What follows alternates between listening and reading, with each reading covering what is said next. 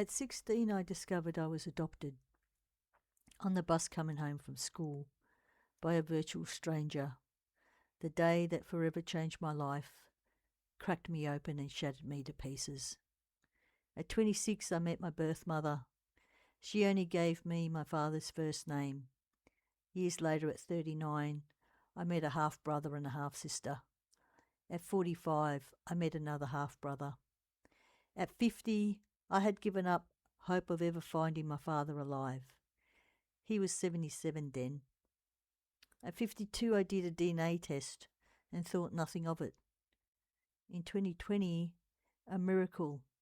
At 59, I finally found him and what feels like a busload of blood relatives. My father owned a furniture business, the Viducci Brothers, on Sydney Road, Brunswick, during the 50s and 60s. I had lived in Coburg during the 80s and 90s, just a 5-minute drive away from my biological family. For so long, they were so close, but so out of reach. Another miracle, at almost 86, my father was still alive.